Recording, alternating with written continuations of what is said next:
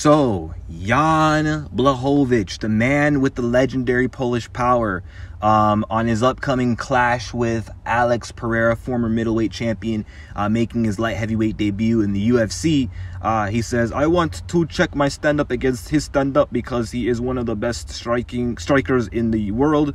This is something I want to know." I mean, you already know that he's one of the best strikers in the world, but about wanting to test your stand-up against Alex Pereira, that is a very risky game plan, especially for a guy like yourself, Jan, who has the stylistic advantage of being the more well-rounded fighter, being the guy who has the option to mix it up and use some grappling, especially against a dangerous striker with lack of MMA experience who's vulnerable on the ground. This is like the perfect opportunity for Jan to mix the martial arts.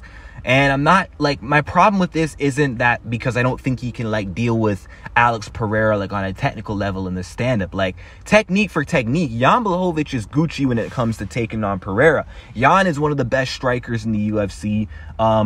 Without a doubt, maybe the best striker in the light heavyweight division, although Alex could change that if he goes out there and sparks him, you know, given his accomplishments in glory kickboxing. But the problem is just, it's that power of Alex Pereira.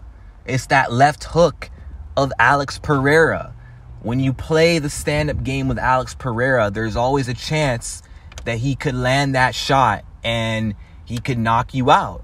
And we've seen Jan get sparked by Thiago Santos. I know that was like a long time ago. It hasn't happened since, and Jan is a pretty durable guy. Everybody is durable until they fight Alex Pereira. And I don't know how Jan's chin will hold up from that left hook if it does land. And I believe playing that game for too long in the stand-up could allow Pereira to make those reads to set up that left hook on Jan Błachowicz. Now, Jan Błachowicz can knock out Pereira as well. Pereira is coming off a KO loss to Israel Adesanya. Like, it will be like a 3-month time gap between the Izzy fight and the Jan fight. There's a risk there. And we know Jan, he's got that power as well.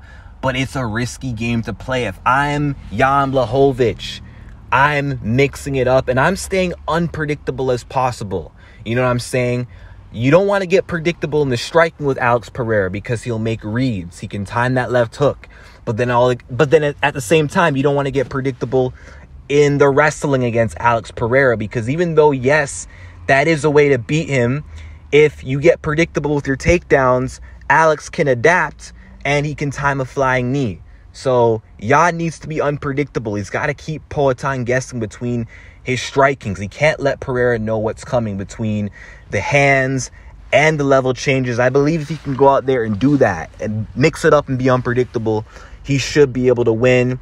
But if he really does keep his words and wanting to test the stand-up against Alex Pereira, good luck. I'm not saying you cannot win on the feet. He can definitely beat Alex on the feet. He can definitely outpoint him. You know, he can shut down the leg kicks of Pereira, which might take away the boxing of Alex, but it's still a dangerous game to play, man. Alex can knock out anybody in the world.